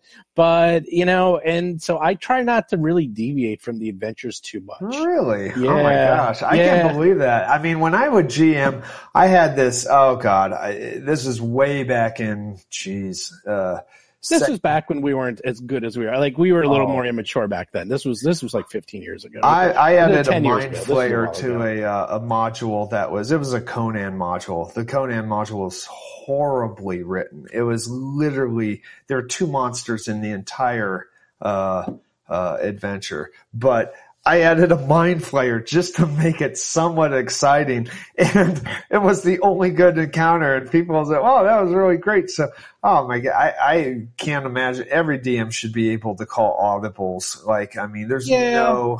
I've always thought that the GM's primary role, his primary service is to the story and keeping things moving. And if that means... Occasionally, I've seen that mean dropping an encounter. If the thing's starting to lag a little bit and people are starting to lose interest. But if that also means adding an encounter or changing an encounter, if it makes the story better, if it makes things more interesting, if it puts in some meat on the bones that wasn't there before, I think it's a worthwhile thing. I think that's something the GM should be doing. I'll give you a little background on this just to add a little more spice to the story. Now we're like kind of going on a tangent, but I find it was interesting. So this was it was me, Bob, Chris, and then 2 other players. And the other 2 players decided to make non-conventional characters in which they would talk their way out of all the fights. So they decided they were not going to fight. They were just going to talk their way out. And I allowed it. And I would never forget this would happen, is that now in that adventure path, there's not a lot of loot. There's not a lot of loot to begin with. So you really have to kill creatures to get the loot. So I'll never forget they were on this bridge with these 2 like dragonkin, and they were supposed to kill them and get all their loot. But instead they talk their way through. The dragonkin like let them go and they leave. And then Chris, who, as we like to joke, is chaotic greedy, lost it because he's like, well, where's the loot? I'm like, it just flew off. And he lost it. He was furious. He was furious at me. He was furious at the PCs. Like, what do you mean they just flew off? I'm like, well, you didn't kill them. You talked them out of it, and that's the consequences. So on top of that, throwing in the rust monster, which they barely got any loot, and then it like messed up their best loot. I think that was the straw. I think that was the straw that broke the key. That's an easy guess. Let me just guess that the rust monster hit somebody's weapon. Yeah. Yeah, people weren't too happy. But chalk it up to a learning experience. It's like, I gotta be careful with rust monsters. Yeah. It put the fear of God into them, and it worked. Boy, did it work. You think that club, that one copper piece club in the merchant screen looks stupid, but then rust monster happens. Well, I learned my lesson, and that's what you're saying. It's like I go by story, and I drop a lot of encounters. And now what I also do is I change the loot to match what it should be. I'm always very careful. As you know, Bob will calculate to the penny how much loot everyone has to make sure we're keeping up with what they recommend in the books. And I'm very much aware of that because you guys need loot. And I've had many, many discussions with the game designers, and you probably agree with this, John, is that these games are, and I actually spoke to them afterwards. I mentioned this. I was talking to Chris Perkins from Wizards about this, and he said, like, you can't play D&D that way. Like, D&D is designed, or Pathfinder or Starfinder, you need equipment. Like, if you want to play a game where you're just talking to people, there's other games for that. But this game is designed and scaled on equipment and wealth, and you need to keep getting it or you're going to fall behind. So you got to be very careful with that. And, that's something I learned. But anyhow, that's why, again, back to the original question from 10 minutes ago, that's why I like monsters with special abilities. There you go. Yeah, looking through these, I was looking for familiar, things. Now, obviously, dragons you brought up. They went over the chromatic dragons. Okay, so we've got the color types of dragons. We know that that's part of this universe. Metallic dragons. There's no examples of that, and I like that they mentioned that there were entirely other categories of dragons. And I'm interested to see what they come up with that. So what do you think? Everyone loves the Skidamander. Scatamander? Yeah, the Skidamanders, yeah. Skidamander. They are, first, they're very cute. They're on the cover. And as soon as I saw them on the cover, like, what are those things? They look so funny. And they have the funniest history of everything in this book, I thought. Do you want to tell it, John or Jason? I thought it was. No, go ahead. They're part of the Veskorium. They're part of the Vesk Empire, which I couldn't believe, the Vesk. And they're like, and they don't even know they're conquered. Like, the Vesk just showed up, and they're just like, hey, you're big and mean and scary, so sure, you're in charge. And they're like, the Vesk come in, like, saying we're in charge and we're going to rule you. And they're like, okay. Like, they're like the most passive-aggressive race I've ever seen. And it seems to drive the Vesk insane. You know what it reminded me? It reminded me of the Great Tribal War with the Klingons. Yeah, they strike me as Pokemon. I mean, that's their. Yeah, there was something about them being like too polite to worry about the fact that they'd been conquered. Yeah, they were just like, okay, we're conquered. And the Vesk, they seem to don't understand. They boss them around, and they don't understand that they don't seem to be subjective or scared of them or anything. And it's genius. It's genius. And I don't know if you remember, that's like thrown away. That's a thrown away line, I think, on Deep Space Nine or something, where Worf talks about how the war, the Empire went to war with the Tribbles, and it was like some massive war that they never talk about. And this sounds familiar. It's like the Vesk trying to they could take on the meanest, nastiest enemies, but these little Skidamanders have defeated them because they gave up, and they still like don't even know they're defeated. So it's driving them. They're just losing like a psychological war. It's beautiful. I love that. But somewhere out there's GMs already planning to like do some sort of weird dark version of the Skidamanders where they're cannibals or something just for That's kicks. The Mirror universe where we get the Skidamanders. Actually, they own the Veskorium, and the Vesk are like their slaves. They're slaves. Now here's a question. All right, now it's funny, Jason, that you focused on the player races. I skipped over the entire front of it and went. I skipped over any material covering the monsters. I went straight into the monsters. How do you know whether or not something is playable? Is there a section for that, or? Well, in the book, they specifically mark the playable races. They have it's in the table of contents. They have like a little asterisk on each race, and then within the book itself, they put like a stats block. Like, here's how you convert this to a playable race. Is that where it says racial traits? Is that? Yes. Yeah, when it says includes racial traits, there's actually a stat block. So anything with racial traits is actually that's a canon. Yes. If the GM allows it. Yeah.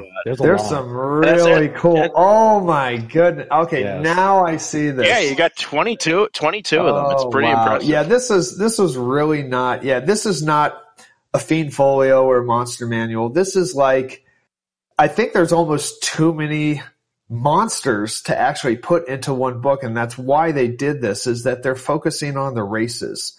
Yeah, and like you said, there's very few things in there where it's like a closed loop. Here is the monster.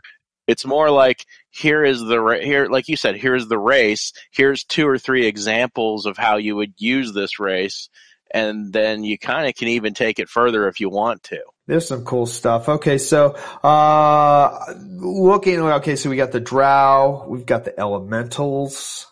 Elementals are part of this year's Space Goblins. What else you got in your notes? You're the only one of us who took notes. The Greys. I thought those the Greys are so good, and then their attack is called Probe. I was like, that's so gross. Yeah, and you know that there's just a GM going, oh yeah, I can see. There's comedy coming up. There's comedy. Giggles coming up. And again, I look at this stuff as from a GM standpoint. So those are like the A through M, the races that I found very recognizable. I didn't get as far as into the book because I just started reading. I didn't really even flip through. But there's some really cool, unique monsters that I've never seen before. There's the Kalo. Okay, Kalo. They're a peaceful people. They're aquatic bats. And I'd never seen that type of, well, they were the most visually. They were one of the ones that jumped out at me just on kind of a visual aesthetic level because they just looked really cool. I mean, they got these green, they're bright green with these bat wings, and they got the little fish faces. And first of all, I mean, I had even kind of ignored the concept of aquatic, but I mean, yeah, I mean, aquatic's still part of this universe. I mean, so I was like, okay, and I'm flipping through the book. Cool. It's a playable race. This is a freaking cool race to play. Oh my goodness, this is nuts. Okay, yeah. Except that since they breathe water, you probably have to have like some sort of breathing apparatus or environment suit the entire time. What's his name in Hellboy? Jeez. Yeah, I know who you're talking about. Oh, yeah, Abe Sapiens or whatever. Yeah.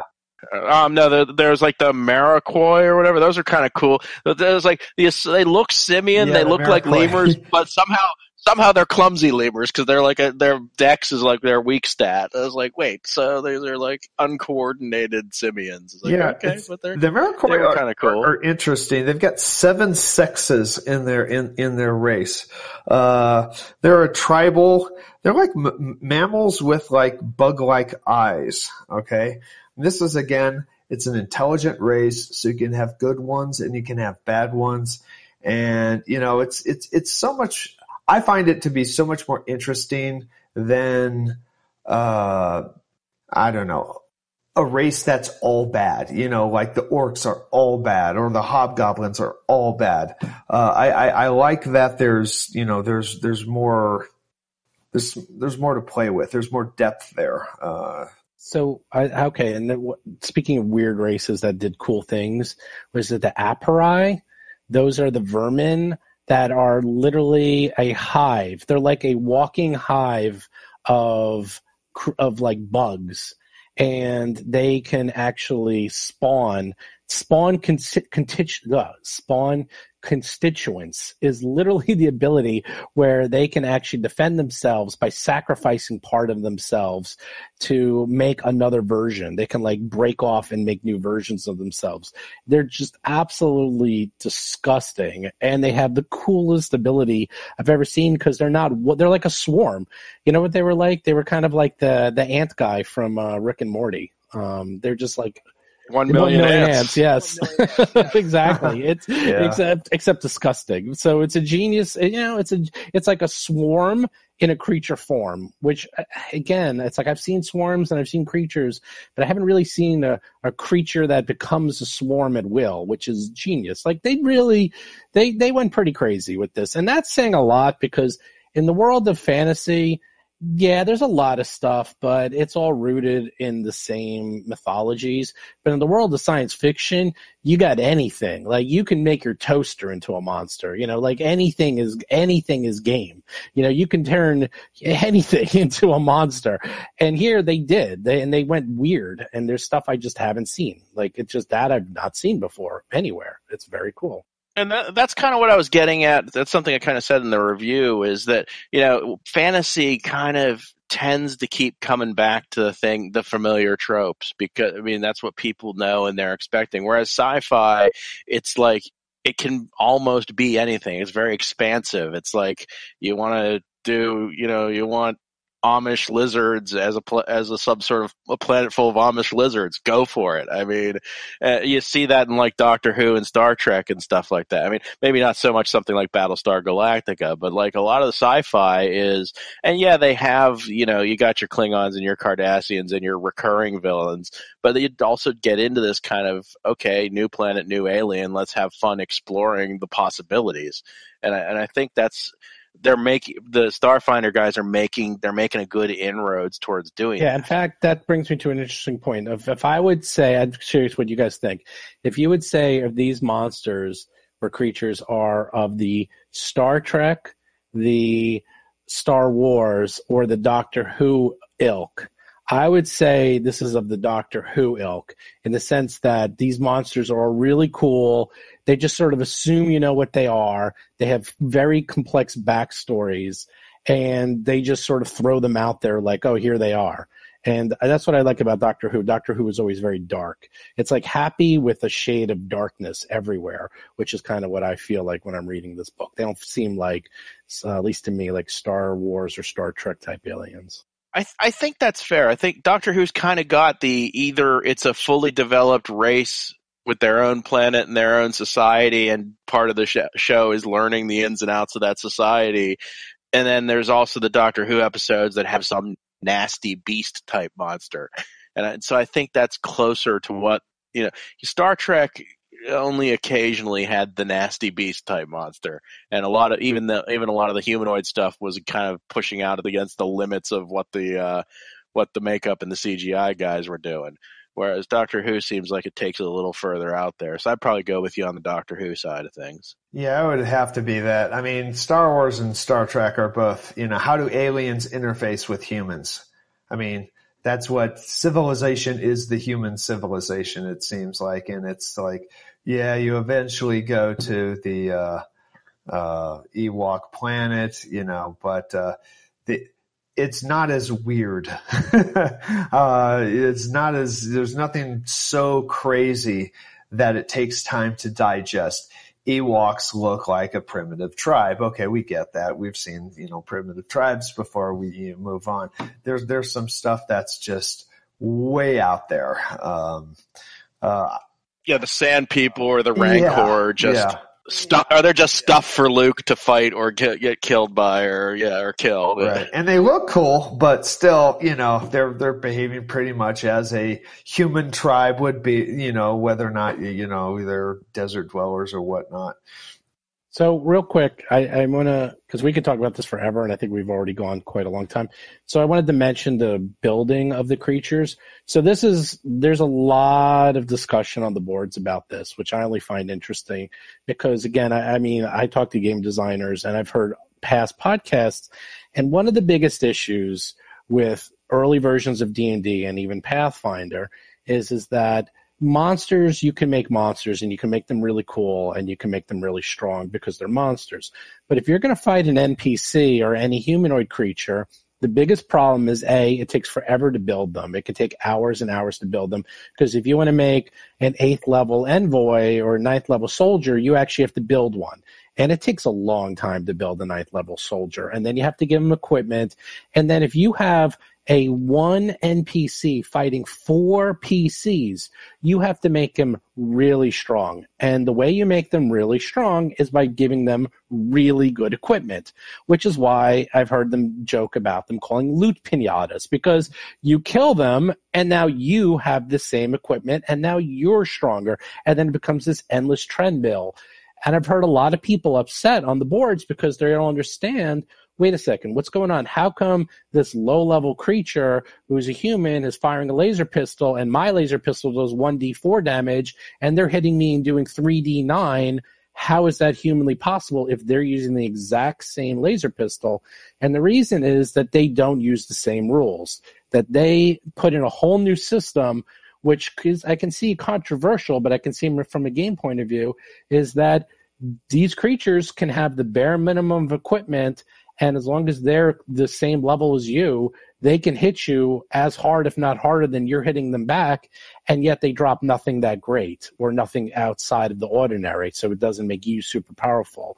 Now, a lot of people are upset about this because they feel it's, quote, not realistic, but from my point of view, it takes like 10 minutes to make these creatures instead of several hours. It's a lot easier to read the stats from my point of view, too, because I've seen creatures that go on for a page, and I have to spend an hour learning the creature, and then it's dead in 3 rounds, and I throw it out, and I never see it again. And also, it makes them powerful. It makes them like, if you're going to have one NPC versus 4 PCs, it has to be able to stand toe-to-toe with them. And with iterative attacks gone, they only get to attack once. So what do you do in that case? And I think this was a good solution. And I know a lot of longtime GMs and obviously the Starfinder team love this concept. I've heard a lot of players complain about this so far. I just wanted to see what you guys thought of this whole new building concept. Well, I don't GM a lot, so I don't know that I have the best perspective on this. At first read, it felt a little dry and clinical and templatey. I mean, and that was, I joked that I started to get some 4th edition cold sweats, because that was my huge problem with 4th edition, is it just seemed like everything was like a cookbook and everything was designed to be as similar as possible. And when I first started reading this, I was like a little bit worried they were going down that road, but I kind of sat with it a while and I thought about it, and I started to come around for a lot of the reasons you described, that you can't just, to put it in Pathfinder terms, you can't just give a level 1 orc a Vorpal Blade and have him be a challenge, because then you're going to end up with a dead orc in the party having a Vorpal Blade. I mean, so And like you said, the flexibility is key, because then you can indulge in this kind of world building. I mean, there are some people who are going to want to stay on adventure paths and aren't going to do a lot of their own custom design. But for the GMs and players who want to have that more expansive campaign where they just go from planet to planet, seeking out new life and new civilizations or whatever. If people want to have that kind of game, I think this system is actually going to be really good for that. So I started to see the value after I sort of rolled it around my brain a little bit. So I think it's and like they say right in the book, you can always bend the rules or break the rules if you feel like you need to. So I mean, if you want something that feels more custom, you can still make that, but this is at least a good starting point for it. Yeah, I mean, Steve, your description was every single computer game, or should I say PvE computer game out there. I mean, the computer has to cheat. I mean, it has to cheat, whether it's an AI producing way more units than you, or enemies that always happen to know where your position is.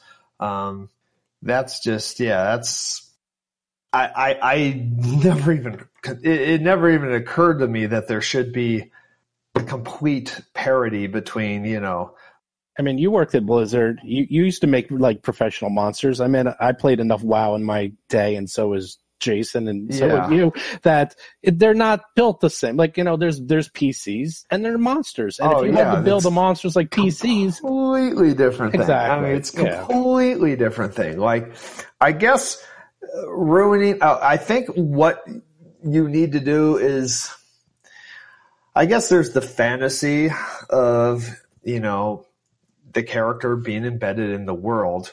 Like, if they're worried about the mechanics, then that's just silly. I think the narrative can be explained by, I don't know. It just doesn't seem like a worthy argument to me. I think they're trying to metagame it, and you can't metagame anymore. And that's valid. I mean, like, you really can't metagame, because you can see two guys standing there who look exactly the same, and one could be a level 10 challenge and one could be a level 1 challenge, and they can have the exact same armor and the exact same weapons, and the level 10 guy is going to shoot you and kill you in one round, the level 1 guy won't. And I think that's the argument. It's like, well, there's no visual cues. I think that's just a part of the GM has to do parts of that, like by mentioning things like, oh, this guy's got scars on his face, or he looks really tough, even though he's carrying just a laser pistol, like a crappy laser pistol, as well as, you have to really invest in identifying monsters. I mean, you guys do that a lot. I mean, you guys know that we play so many adventure paths that you never see things ever that you've ever seen before. So you can never use real world knowledge, period. It's just not part of the game. But I think a lot of people don't do that. I think a lot of people use cookie cutter, and that the characters learn what they're seeing, and they see the monsters and they're able to figure out what they are. And now for the first time in a long time, if not ever, people are facing monsters that they've never seen, and they have no idea how to evaluate them. And coupled with the fact that Starfinder monsters hit extremely hard, that they're just dying. I'm also reading that a lot, that people are just getting wiped out left and right, because this is not an easy game. It's not Starfinder. It's not Pathfinder. I mean, this is a whole different game. Well, that's the thing. I think there's some truth to the fact that it's not a problem until you have a TPK. I think, people are playing this, they'll have a few successful encounters, they may or may not even notice it, and then they'll have that encounter that leaves half the party dead, and then they'll be like, why the hell are they hitting us so hard? And then that's when they might start noticing that the kind of disparity between, your laser pistol and my laser pistol, and your laser pistol's doing twice as much, 3 times as much damage. And, how they react to that would require a little bit of, hand holding by the GM, I suppose. Well, I mean, you take Tom Brady's football away. Doesn't mean you're going to be able to take his football and throw and pass like Tom Brady. I mean, I'm trying to even think of some equivalents where, or the sniper version of Tom Brady. You take a sniper, someone, there's going to be a big difference between you and someone who's trained or who's. Yeah, well, that's the thing that people are saying, oh, my weapon is a level 1 laser pistol, so it does 1d4, which is really how Pathfinder and most of these games work, but they don't do that. The way these monsters work is I have a laser pistol, and my laser pistol, which is exactly the same as yours, does 3 times more damage. And they're like, what? How's that possible? And yet their stats aren't much better. And it's because, well, I'm level 10 and I'm way better. If you want to turn it into a narrative, it's say he's hitting you in the face. It's like those other guys are shooting randomly and hitting you in the foot or the hand, right, and hitting right in your armor. This guy ain't missing. He's hitting you right in the eye. He's been around a while. He knows the weak points of the armor you're wearing. He's shooting you at the right places to do the most damage. I mean, any good GM. And the other thing is, and I mentioned this on our very first show, you got to be a good GM. You got to tell your players what to expect. And I've gone through this many times, and I've probably said it 100 times. These things are going to hit hard. Do not be surprised when I crit you for 15 points of damage and you're almost dead. Or heck, I hit you normal for 10.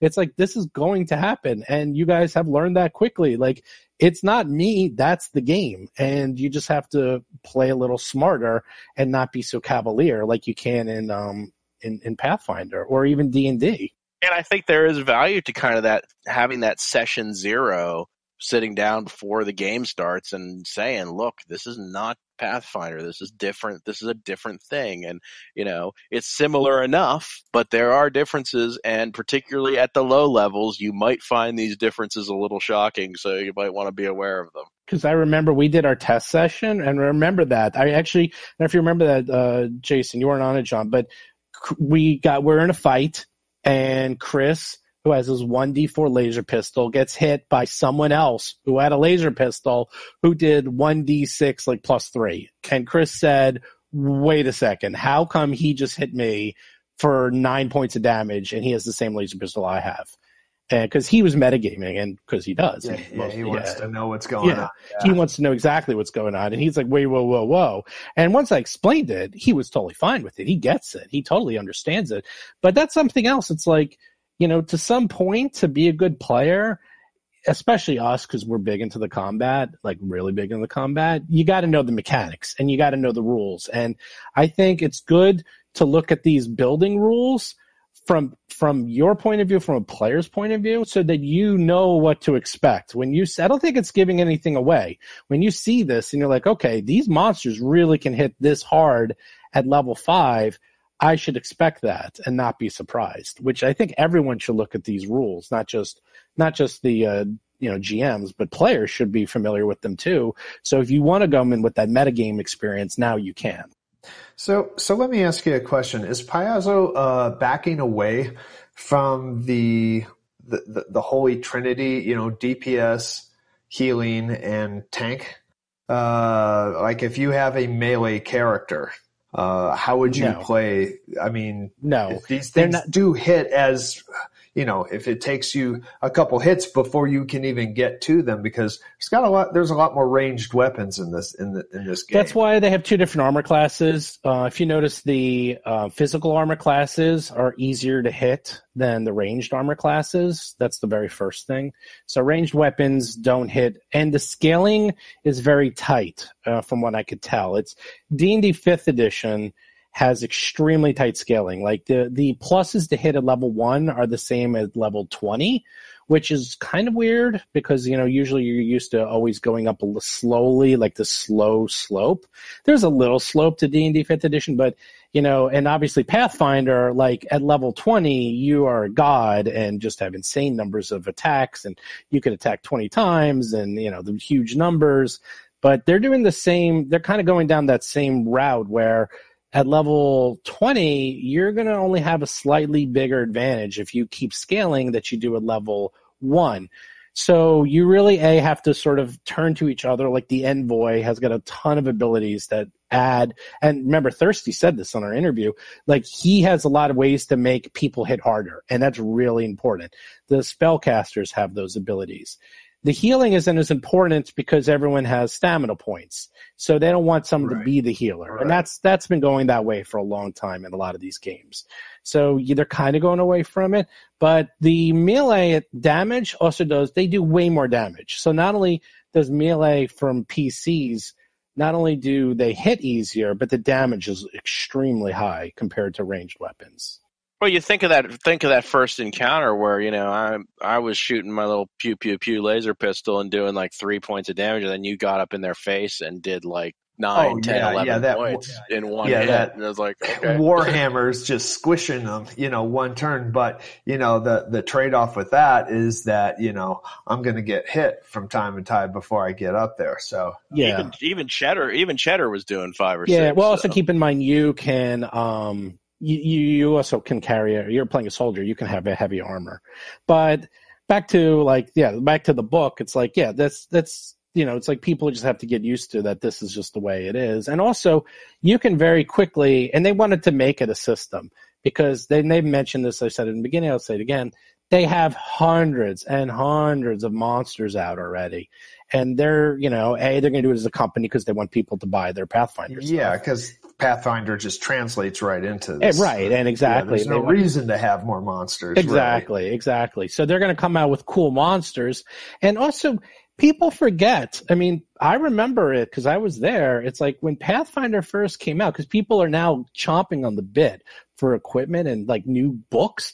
It really took a good year and a half for Pathfinder to get its feet going. Like, it was very little uneven at first, and there wasn't a lot out.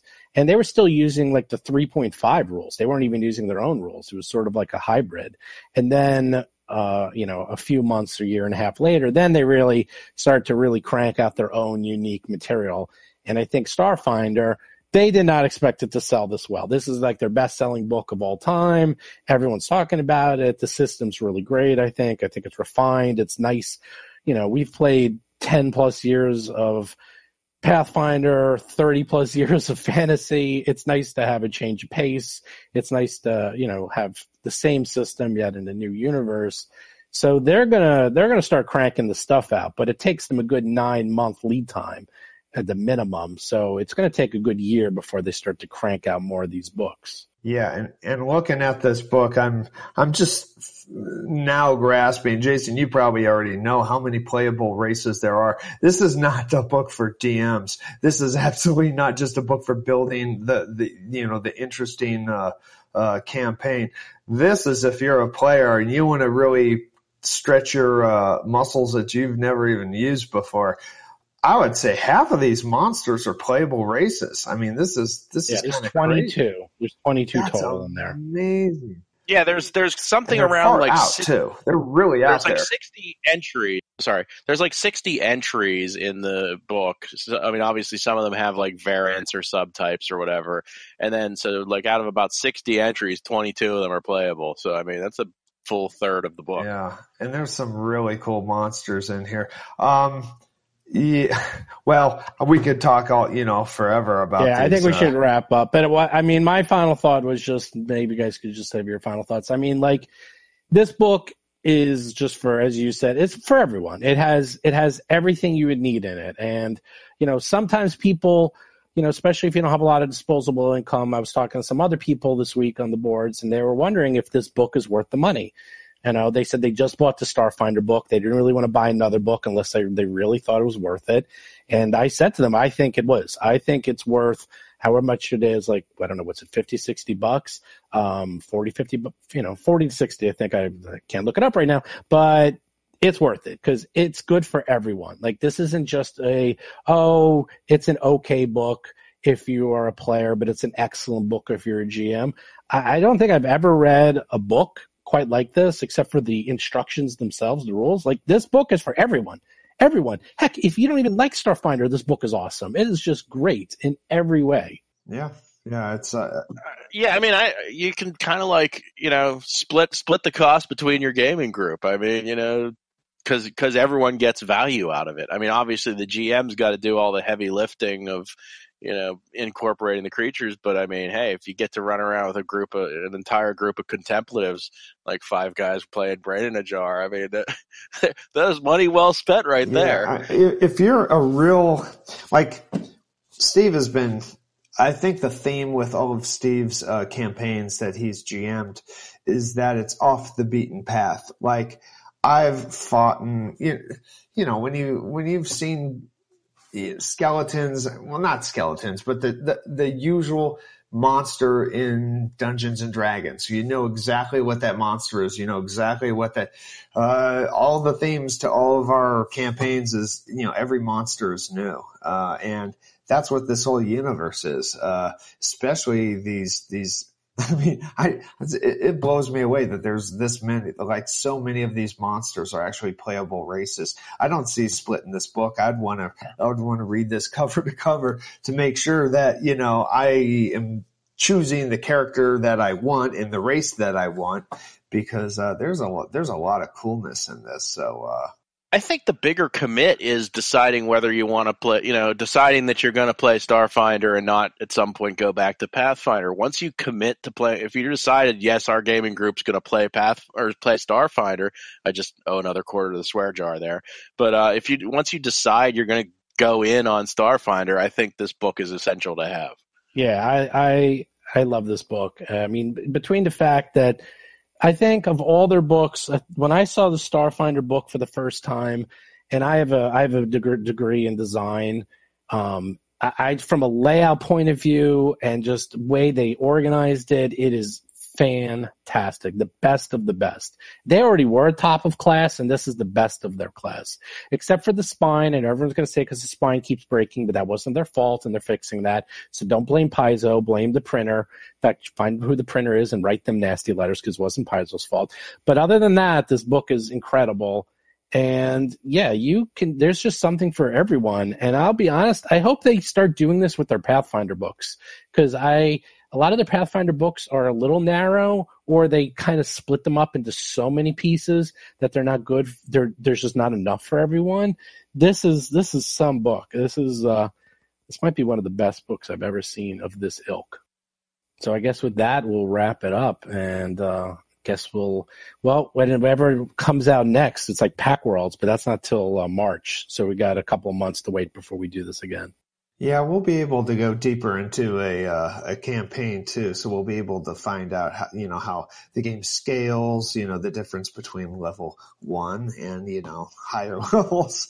We'll be able to even talk about this with a little bit more air of authority on our resumes here.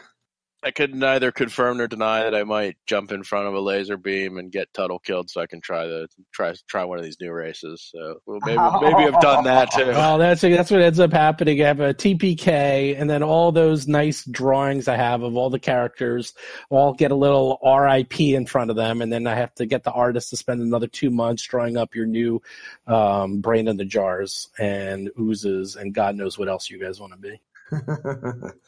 Nah, think of poor Cheddar all by himself. So Tuttle's in it for the long haul. He'll be like Wally. He'll just be left alone on a planet. All right. Well, thanks, guys. Hey there once again. This is Steven. Hopefully you guys enjoyed the episode and our little review. I strongly suggest you get that book soon rather than later, because I know for a fact that it's pretty much sold out at Paizo, and they're going to have to do a second printing pretty quick. So if you're interested in it, I strongly recommend you get it now. With that, let's get to the podcast giveaway, where every week we're going to randomly select someone who put in a review on iTunes or Stitcher, And for those of you who don't have either of those, I have amended the contest where you can also put in a review on Facebook. That will be accepted as well going forward. So with that, I randomly selected someone. His name is Mighty Root. His real name is David, and he put a nice review on iTunes. So again, it's completely random who and what I select. It's just one of the many people. So if you want to be in the contest, just submit your name and email address and your review, and that's it. And then you get into the drawing. Don't worry, we have another pick next week, and we're going to keep picking them for the rest of October and November until we get a grand prize. And if this continues to be so popular, we'll probably keep running even more contests after this. So this is a really long episode, so I'm just going to wrap this up right now, and I will see you guys next week on Roll for Combat. You've been listening to Roll for Combat, a Starfinder actual play podcast. If you have a question or comment for the show, please visit us at rollforcombat.com or drop us a line at contact@rollforcombat.com. You can also find us on Twitter, Facebook, Discord, and other social media platforms.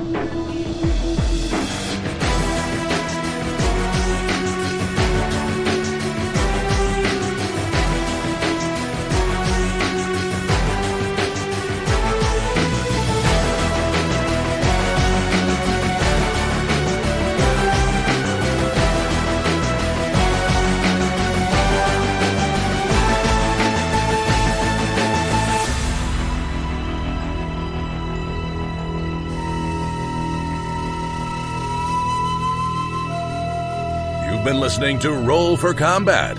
Until next week, always remember that putting a portable hole inside a handy haversack voids the warranty on both.